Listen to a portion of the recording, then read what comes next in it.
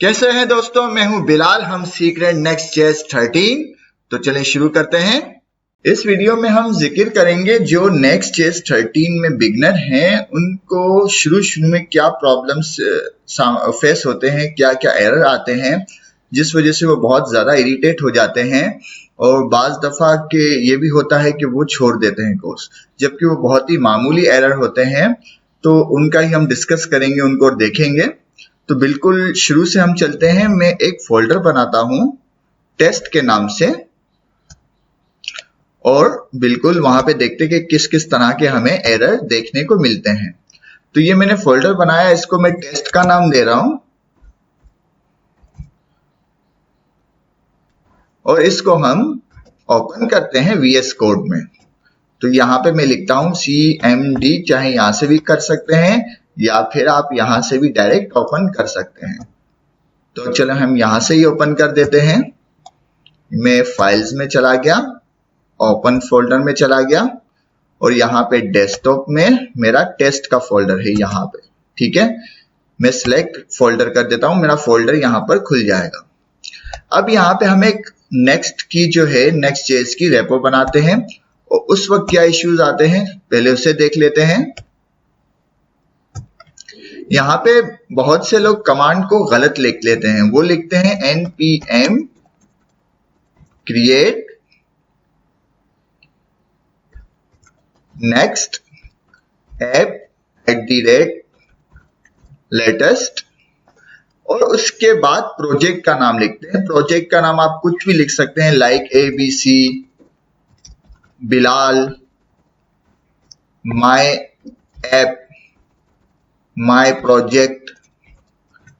इसमें यहाँ पर आप कुछ भी लिख सकते हैं जो आपका दिल करे। ठीक है, किसी कंपनी के लिए ऐप बना रहे तो उस कंपनी का नाम, जिससे आपको पता चल जाए कि ये प्रोजेक्ट किस मकसद के लिए बन रहा है। तो हम यहाँ पे माय प्रोजेक्ट लिखते हैं।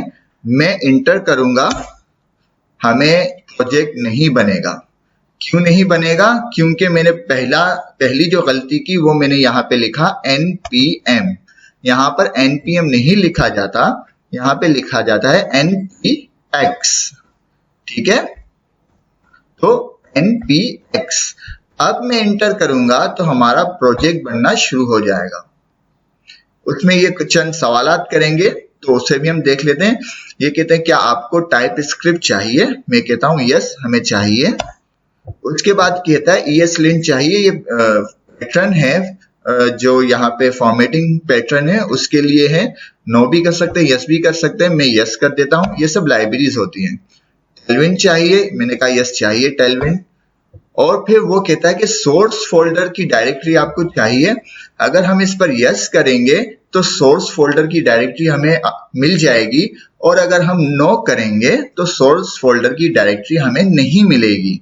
बेहतर ऐसे यस कर दें। ठीक है, नो भी करने से कुछ इश्यू नहीं है, आप ऐसे ही वर्क कर सकते हैं। मैं इसको प्रिफर करता हूं कि इसको यस करें, तो मैं यस कर देता हूं। यहाँ पे जो है बाय डिफॉल्ट ऐप राउटर है, मैंने कहा यस, और उसके बाद ये भी मैं यस कर देता हूं, और जो बाकी है वो बाय डिफॉल्ट मैंने यस कर दिया। तो ये देख रहे हैं आप, ये जितनी भी लाइब्रेरीज हैं ये इंस्टॉल होना शुरू हो जाएगी। अब यहाँ पे क्या प्रॉब्लम आती है बाज लोगों को कि इसमें बहुत ज्यादा वक्त लग जाता है और एरर आ जाता है। तो उसी वक्त एरर आएगा जब आपका इंटरनेट कनेक्शन प्रॉब्लम कर रहा है।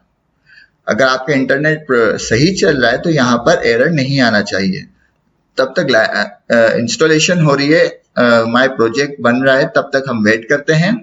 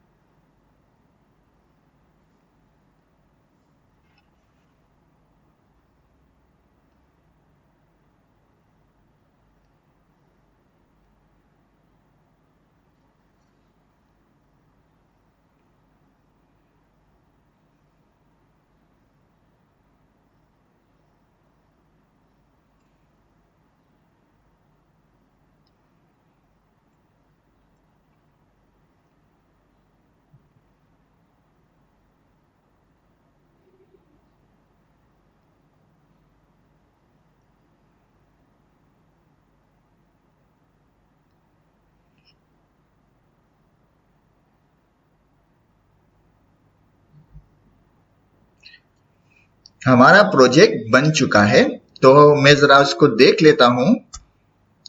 हमने टेस्ट का फोल्डर बनाया था, डेस्कटॉप के ऊपर टेस्ट का फोल्डर बनाया था। मैं इसके अंदर जाऊं तो मुझे माय प्रोजेक्ट नजर आ रहा है, और माय प्रोजेक्ट पे क्लिक करूं तो मुझे तमाम फाइलें नजर आ रही है। क्लियर है? मैं इसको कट करता हूं। दोबारा से हम VS कोड पर जाते हैं। अब यहां पे देखें, अगर मैंने डेस्कटॉप के ऊपर जो यहाँ पे लिखा हुआ है नजर आ रहा है हमें, उसके अंदर टेस्ट का फोल्डर बनाया था। अब इसमें जो बिगनर होते हैं सबसे बड़ी गलती क्या करते हैं, वो यहीं पे रन कर देते हैं प्रोजेक्ट को, लाइक npm run div, वो यहीं पे प्रोजेक्ट को रन करते हैं। अब अगर मैं रन करता हूं तो मुझे एरर मिल जाएगा। क्यों एरर मिल जाएगा? क्योंकि मेरा प्रोजेक्ट यहाँ पर नहीं है।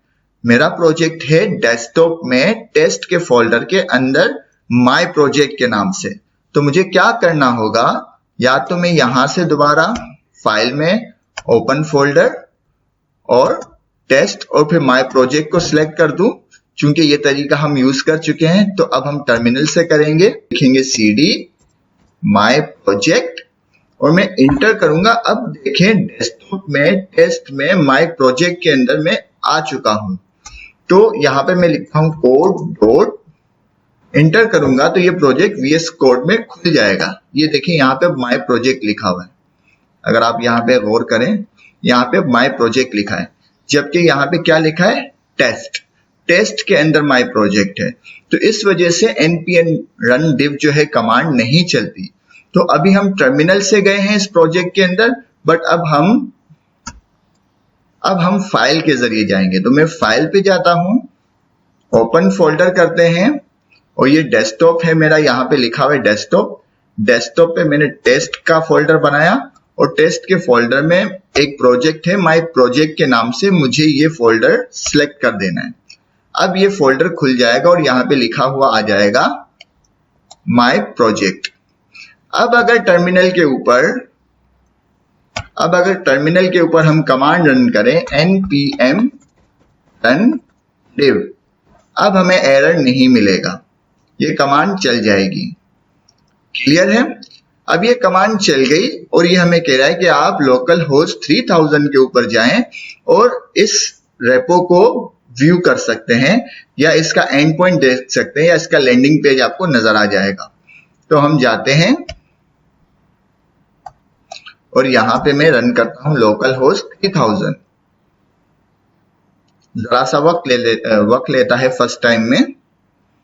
हमारी रेपो यहां पर खुल गई।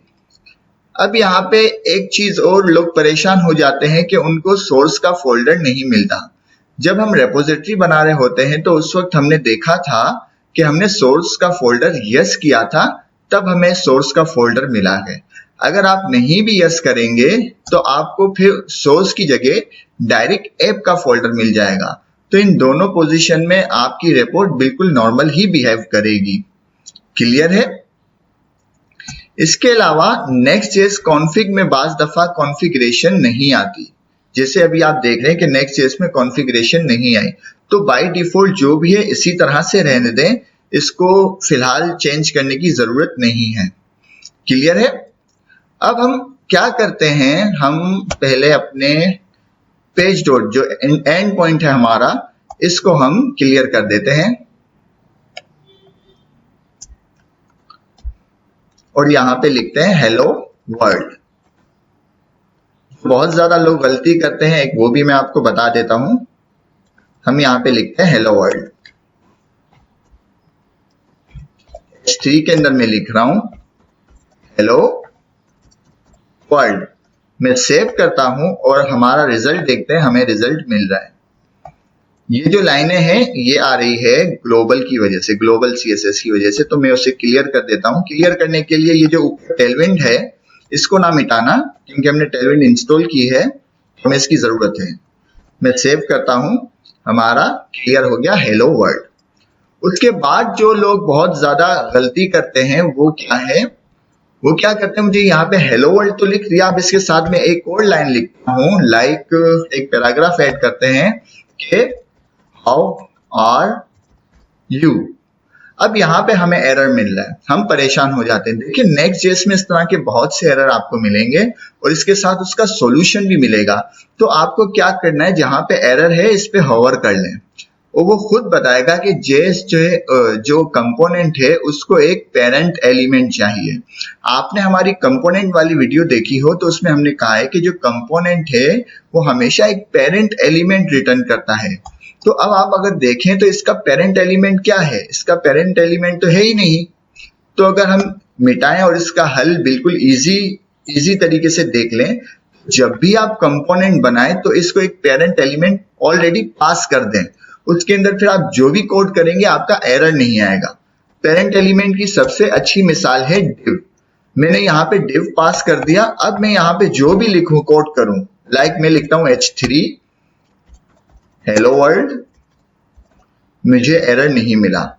मैं एक और पैराग्राफ लिखना चाहता हूं कि हाउ आर यू, मुझे एरर नहीं मिल रहा। ठीक है, एक मैं इस पे लिस्ट बनाना चाहता हूं ul और उसमें li मैंने लिख दिया, li में मैंने लिख दिया प्रोडक्ट, हमें एरर नहीं मिल रहा। देख रहे हैं क्यों नहीं मिल रहा, क्योंकि मैंने यहाँ पे एक पेरेंट एलिमेंट पास कर दिया है div।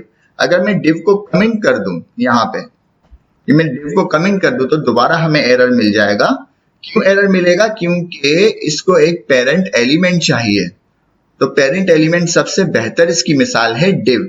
तो ऑलरेडी जब भी आप कंपोनेंट बनाएं तो इसको एक पेरेंट एलिमेंट पास कर दें। क्लियर है, ये देखो हमारा एरर चला गया। मैं सेव करता हूं, हमारा ये पे हमारा रिजल्ट भी नजर आ गया। तो एक ये भी एरर हो गया। दूसरा एरर क्या होता है कि हमने एक कंपोनेंट का फोल्डर बनाया। कंपोनेंट का फोल्डर आप जहां दिल करे बनाएं, चाहे सोर्स के अंदर बनाएं या रूट डायरेक्टरी में बनाएं या फिर ओपन यहां पे बनाएं। हम यहां पे बनाते हैं कंपोनेंट और इसके अंदर एक कंपोनेंट हम बनाते हैं कार्ड के नाम से। नाम आप कुछ भी रख सकते हैं, मैं समझने के लिए फिलहाल कार्ड के नाम से एक फोल्डर बना रहा हूं। अब यहाँ पे हम एक कंपोनेंट बनाते हैं, कंपोनेंट कॉन्स्ट कार्ड। हमेशा कंपोनेंट में जो कैपिटल लेटर होगा फर्स्ट, उसके बाद एक कंपोनेंट फंक्शन है तो हम एक फंक्शन बनाते हैं। और जैसे कि मैंने कहा कि कंपोनेंट एक रिटर्न करता है HTML का पेरेंट एलिमेंट, तो मैं रिटर्न करता हूं। जैसे कि मैंने कहा कि सबसे अच्छी मिसाल है पेरेंट एलिमेंट की, वो है div। तो मैंने ऑलरेडी से div पास कर दिया ताकि अब हमें कुछ एरर ना मिले, हम इसमें जो चाहे कोड लिखें। क्लियर है, मैं यहां पे लिखता हूं my first component, my first component. मैं यहां सेव कर देता हूं और इसको एक्सपोर्ट डिफॉल्ट कर देते हैं।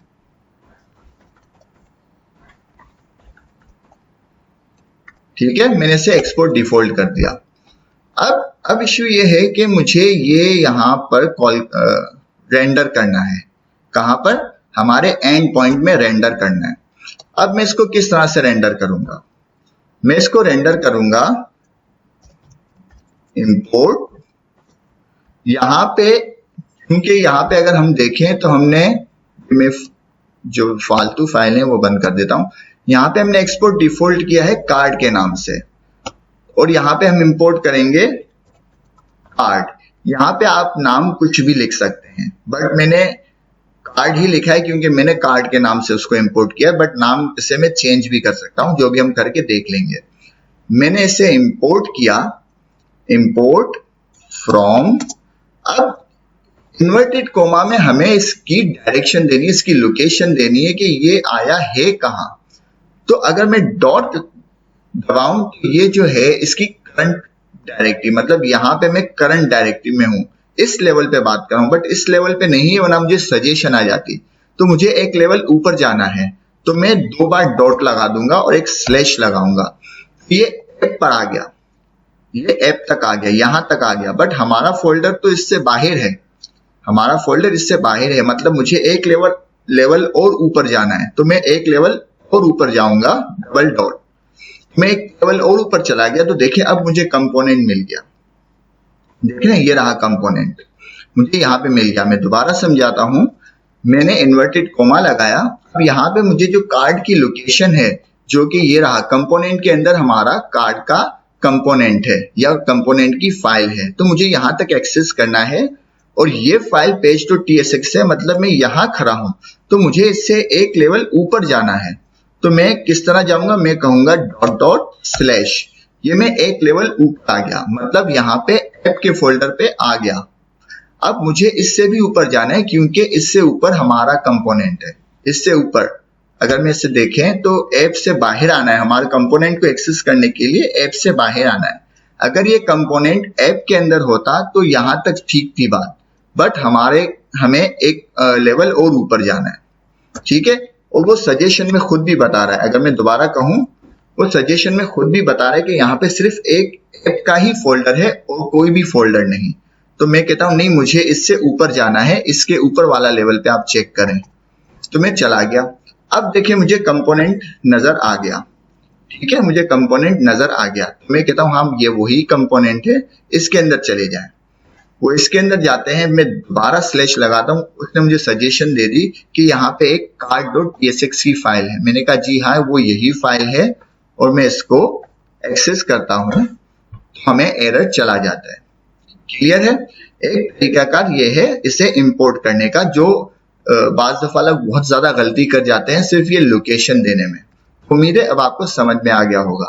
अब मैं इस कार्ड को यहाँ पे टेस्ट कर देता हूं या रेंडर कर देता हूं। रेंडर करने का क्या तरीका है, क्लोजिंग टैग के अंदर आपको लिखना है, यहाँ पे जो लिखा है कार्ड, ये वाला कार्ड, ठीक है। यहाँ पे मैं लिख देता हूं कार्ड।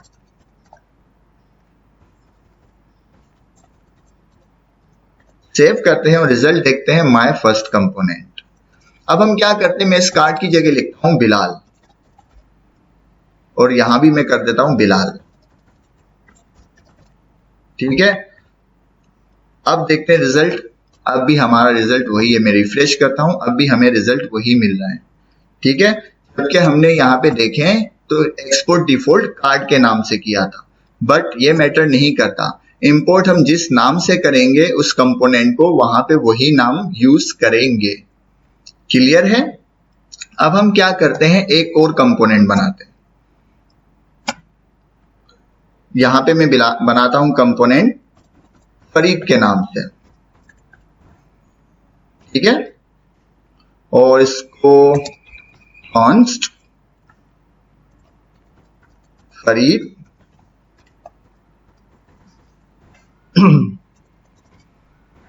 रिटर्न करते हैं एक करंट एलिमेंट, ताकि हमें कहीं भी एरर ना मिले, फिर बाद में हम भूल ना जाएं।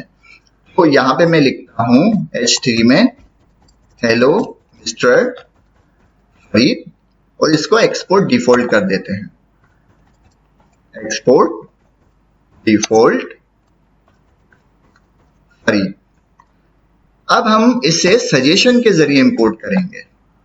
मैं दोबारा यहां पर आ जाता हूं। अब हम इसे सजेशन के जरिए इंपोर्ट करेंगे। मैं ऊपर लिख नहीं रहा इसको इंपोर्ट करने का तरीका, मैं यहां कहता हूं कि मेरा एक कंपोनेंट है फरीद के नाम से, ठीक है।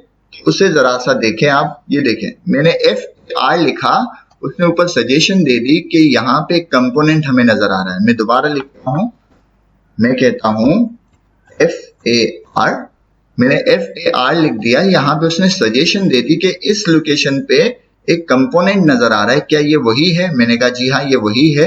मैं जैसे ही इंटर करता हूं या इस पर क्लिक करता हूं, ये देखिए ऊपर ऑटोमेटिकली इंपोर्ट हो गया और लोकेशन देखिए वही दे रहा है कि पहले वो एक लेवल ऊपर गया, फिर दूसरे लेवल पे गया, वहां पे इसको कंपोनेंट का फोल्डर मिला और कंपोनेंट के फोल्डर में उसे जो फरीद कंपोनेंट की फाइल है वो मिल गई। तो अब हम इसे क्लोज करते हैं, टैग को सेव करते हैं, अपना रिजल्ट देखते हैं, हमें अपना रिजल्ट मिल गया। क्लियर है। और क्या गलती करते हैं लोग, और ये गलती करते हैं कि हम यहाँ पे एक और कंपोनेंट बनाते हैं। अब हम किस लेवल पे कंपोनेंट बनाते हैं, हम बनाते हैं इसी रूट डायरेक्टरी के अंदर एक कंपोनेंट बनाते हैं, या फिर मैं एक काम करता हूं यहां से फरीद को कट करता हूं और रूट लेवल पे ले आते हैं, बट इस तरह आप कंफ्यूज हो जाएंगे। छोड़ें, हम एक कंपोनेंट और बनाते हैं रूट लेवल पे और ओपन कंपोनेंट है वो, और उसको बना देते हैं abc.tsx। ठीक है, हमने ऐप के अंदर ये कंपोनेंट बनाया abc.tsx और यहाँ पे हम const abc और रिटर्न करेंगे एक HTML के पेरेंट एलिमेंट जो कि div है और यहाँ पे हम लिखेंगे h3 में abc कंपोनेंट और इसको एक्सपोर्ट डिफॉल्ट कर देते हैं। अब इसकी डायरेक्शन चेंज है, ठीक है, अब इसकी डायरेक्शन चेंज है। तो अब इसको किस तरह से हम इंपोर्ट करेंगे हम ये देखते हैं। हम दोबारा आ जाते हैं अपने page.tsx में और यहाँ पे हम इंपोर्ट करते हैं। अगर यहाँ भी देखें मैं इसको abc लिखूं तो यहाँ पे देखें वो abc दे रहा है और abc की लोकेशन क्या दे रहा है ./abc। तो अगर हम यहाँ पे मिटा दें और इंपोर्ट करते हैं कि इंपोर्ट यहाँ भी देखो वो ऑटो सजेशन दे रहा है ./abc, मतलब उसको एक लेवल ऊपर नहीं जाना क्योंकि ये ऐप डायरेक्टरी के अंदर ही है। तो वो कह रहा है डॉट मतलब आपकी करंट लोकेशन। अब आपकी करंट लोकेशन कहीं भी हो सकती है, फिलहाल मैं ऐप page.tsx पे हूं तो मेरी करंट लोकेशन है डॉट, ठीक है। तो मैं लिखता हूं abc फ्रॉम, अब मैं लगाता हूं सिर्फ डॉट और स्लैश, हमें देखें abc मिल गया। अगर मैं यहाँ पे एक लेवल ऊपर जाता हूं तो हमें ऐप में तो कुछ भी नजर नहीं आ रहा, फिर दोबारा मैं ऊपर जाता हूं हमें कुछ नजर नहीं आ रहा, हमें कंपोनेंट का फोल्डर नजर आ रहा है, लेकिन कंपोनेंट के फोल्डर में तो नहीं है हमारा abc। हमारा तो abc जो है वो ऐप के अंदर जो है, ऐप के अंदर ही हमने abc का फोल्डर बनाया। ऐप के अंदर मतलब करंट डायरेक्टरी, करंट डायरेक्टरी मतलब क्या है, हम किस डायरेक्टरी में इस वक्त ऐप के अंदर हैं। तो हम डॉट स्लैश लगाएंगे, मतलब करंट डायरेक्टरी के अंदर देखें तो उसने दे दिया abc। तो इसे मैंने इंटर किया और यहाँ पे हम रेंडर कर देंगे abc, सेव करते हैं, हमें abc कंपोनेंट भी मिल गया। क्लियर है ये चीजें। अच्छा, मैं ये करंट पोजीशन को दोबारा एक बार एक और मिसाल से आपको क्लियर करता जाऊं कि अगर हम इस फाइल के अंदर आ जाते हैं, हमारा एक कंपोनेंट है फरीद जो कि कंपोनेंट के फोल्डर में है, जहां हमारे दो कंपोनेंट है कार्ड और फरीद। अब अगर यहाँ पे मैं कार्ड को इंपोर्ट करूं तो हमारी पोजीशन क्या होगी। अभी हमारी करंट पोजीशन क्या है, कंपोनेंट के अंदर फरीद की जो फाइल है tsx उसके अंदर हमारी करंट पोजीशन है। तो मैं यहाँ पे अगर कार्ड लिखता हूं, ये देखें ./कार्ड आ जाता है। तो डॉट मैंने कहा कि ये हमारी करंट पोजीशन है, क्लियर है, डॉट हमारी करंट पोजीशन है। हमारी करंट पोजीशन क्या है कि हम कंपोनेंट के अंदर है और कंपोनेंट के अंदर वो कह रहा है कि कार्ड का एक और भी फाइल है। अगर हमारा ये कंपोनेंट या ये कार्ड जो है जिसे हम एक्सेस करना चाह रहे हैं ये इससे ऊपर होता तो हमें यहाँ पर दो डॉट लगाने होते, लाइक अगर हम यहाँ पे चले जाएं इंपोर्ट कार्ड फ्रॉम, अब अगर मैं डॉट लगाता हूं स्लैश तो मुझे कार्ड मिल जाता है, लेकिन अगर मैं इससे एक लेवल ऊपर जाता हूं तो हमें वो नहीं मिलता, हमें बाकी की फाइलें नजर आती है लाइक नेक्स्ट कॉन्फिग और ये सब जो यहाँ पे बनी हुई है सारी फाइलें नजर आती है। बट हमारी जो करंट पोजीशन है, जब मैं डॉट करता हूं तो हमारी करंट पोजीशन जो है वो तो कंपोनेंट ही है, कंपोनेंट के अंदर जो फरीद.tsx है ये हमारी करंट पोजीशन है, तो यहीं पे कार्ड है। तो जब मैं इसमें डॉट लगाता हूं और स्लैश लगाता हूं कि भाई जहां पर हम हैं वहीं पर ये फाइल मौजूद है, तो ये फौरन हमें सजेशन दे देता है कि ये रहा कार्ड आपका। तो मैं जैसे ही इसे इंटर करता हूं हमारा एरर चला जाता है और यहाँ पे अगर मैं इसको इंपोर्ट करूं, लिख दे, रेंडर करें तो हमें एरर नहीं मिलेगा। क्लियर है। तो इस पॉइंट के ऊपर हमारी करंट पोजीशन कंपोनेंट है। क्लियर। अगर मैं इसको डिलीट कर देता हूं दोबारा और अब दोबारा से हम page.tsx को समझें तो हमें करंट पोजीशन का कॉन्सेप्ट समझ में आ जाएगा कि अभी जो है हमारी पोजीशन क्या है, हम page.tsx के ऊपर खड़े हुए हैं और हमें जो है abc एक्सेस करना है। तो ये दोनों फाइलें किस फोल्डर में है, ऐप के फोल्डर में, तो हमारी करंट पोजीशन ऐप के अंदर ही है। तो इस वजह से यहाँ पे हमें सिर्फ डॉट करना पड़ रहा है। अगर हम डबल डॉट लगा के इससे एक लेवल ऊपर जाते हैं तो वो कहता है कि इसके ऊपर तो ये फाइल नहीं है, उसके ऊपर एक लेवल और ऊपर जाते हैं तब भी यहाँ पे कहता है कि ये फोल्डर नहीं है। देख लें, अगर इसमें से आपको नजर आता है ABC तो आप उसको चूज कर लें, बट वो यहाँ पे नहीं है, वो हमारी करंट डायरेक्टरी के अंदर है और करंट डायरेक्टरी को डॉट से जाहिर करते हैं। डॉट का मतलब आपकी करंट पोजीशन। इस वक्त हमारी करंट पोजीशन page.tsx है और फरीद के अंदर हम अगर ये डॉट लगाते हैं तो इस वक्त हमारी करंट पोजीशन फरीद है, फरीद.tsx है। ठीक है, तो यहां तक आपको क्लियर हो गया होगा। तो मैं इसको दोबारा से /ABC कर देता हूं। अब इसमें एक चीज और है जो लोग जिसे देख के परेशान होते हैं कि अब यहाँ पे देखें मुझे API का फोल्डर नहीं मिल रहा, क्योंकि वो जब मैंने रेपो बनाई तो बाय डिफॉल्ट उन्होंने बनाया ही नहीं। तो इससे भी परेशान होने की जरूरत नहीं है। जब हम उसकी जरूरत पड़ेगी तो हम उसे अपने तौर पे खुद ही ऐप जो हमारी रूट फोल्डर है इसके अंदर हम API के नाम से एक फोल्डर जनरेट कर देंगे और इसके अंदर हम अपने राउट्स डिफाइन करेंगे। तो फिलहाल नहीं था, मैंने बना दिया, तब भी रेपो पे कोई फर्क नहीं पड़ा। अगर हम देखें तो हमारी रेपो नॉर्मल काम कर रही है। ठीक है, और अगर हम इसे डिलीट भी कर दें तब भी हमारी रेपो पे कोई फर्क नहीं पड़ेगा, क्योंकि अभी हमारी ये जरूरत नहीं, हमारे कोड में ऐसी कोई चीज रन नहीं हो रही जिसपे ये इफेक्ट करती हो। यहां तक क्लियर है। अब हम क्या करते हैं, कुछ लोग इस तरह भी परेशान हो रहे हैं कि हम पहले अपने जो सर्वर रन हो रहा है उसको स्टॉप करते हैं और हम नोड मॉड्यूल का फोल्डर उड़ा देंगे। मैंने यहाँ पे स्टॉप कर दिया सर्वर को और मैं यहाँ पे चला गया जहां पे मैंने सेव किया था अपना प्रोजेक्ट, टेस्ट के अंदर माय प्रोजेक्ट। तो ये वही फाइलें हैं जो मुझे यहाँ पे नजर आ रही है। ठीक है, ये वही फाइलें नजर आ रही है यहाँ पर भी। तो मैं यहाँ से माय प्रोजेक्ट के अंदर नोड मॉड्यूल को डिलीट कर रहा हूं। क्लियर, ये मैं इसको डिलीट कर रहा हूं, शो मोर और डिलीट। नोड मॉड्यूल का जो फोल्डर है वो बहुत ज्यादा हैवी होता है और अगर ये डिलीट भी हो जाए तो इससे हमारी रेपो पे कोई फर्क नहीं पड़ता। हाँ, रन नहीं होगी, वो अभी हम करके देख लेंगे। रन नहीं होगी, वो हमें मैसेज दे देगा, एरर दे देगा कि मुझे नोड मॉड्यूल का फोल्डर नहीं मिल रहा। तो इसको दोबारा लाने के लिए हमें क्या करना होगा ये हम जानते हैं। ये जरा डिलीट हो जाए, जरा सा वक्त लेगा क्योंकि ये आप देखें MBs के अंदर है ये फोल्डर। यहाँ पे देखें ये MBs के अंदर फोल्डर है। मेरे ख्याल से डिलीट हो गया ये चीजें। कंट्रोल ऑल और इसको डिलीट करते हैं।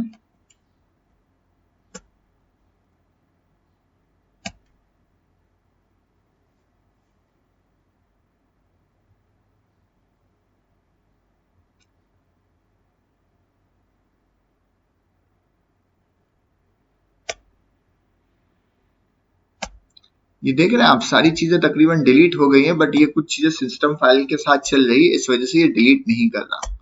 तो अगर हम अपनी अब रेपो को रन करें तो ये एरर दे देगी, रन npm run div। हमें एरर मिलना चाहिए। देखा, हमें एरर मिल गया कि next is not recognize as a internal and external command. तो अब हम क्या करें, हमें तो नोड मॉड्यूल चाहिए था, तो हमें कुछ नहीं करना, हमें करना है अभी तो यहाँ पे नोड मॉड्यूल नजर आ रहा है, अगर यहाँ से डिलीट भी कर दे, बिल्कुल डिलीट हो जाए, अभी मुझे किसी वजह से वो डिलीट हो नहीं पा रहा, बट समझ ले कि ये डिलीट हो चुका है, यहाँ कुछ नहीं है, नोड मॉड्यूल का यहाँ पे कोई भी फोल्डर नहीं है। तो आपको कुछ नहीं करना, ये सारी इंफॉर्मेशन आती है package.json से और वो ये रही डिपेंडेंसीज। हमें सारी यही डिपेंडेंसीज नोड मॉड्यूल में चाहिए, तो हम करते हैं npm i। बस हमने इसे कह दिया कि package.json में हमारी जितनी भी डिपेंडेंसीज हैं, लाइब्रेरीज हैं, वो सारी इंस्टॉल कर लें। ये सारी डिपेंडेंसीज इंस्टॉल कर देगा और फिर हम जब एप्लीकेशन रन करेंगे तो वो दोबारा रन हो जाएगी। तो जरा सा वक्त ले लेगा, तब तक हम एक और चीज देख लेते हैं। हमने API डिस्कस कर ली, ठीक है, तो हम वेट ही कर लेते हैं। ठीक है, हो गया। अब मैं दोबारा चलाता हूं एप्लीकेशन, देखें एप्लीकेशन रन हो गई और यहाँ पे अगर मैं रिफ्रेश करूं तो हमें रिजल्ट भी मिल रहा होगा। जरा सा वक्त लेता है फर्स्ट टाइम में, आपको मालूम है। ठीक है, ये देखिए हमारी एप्लीकेशन रन हो गई।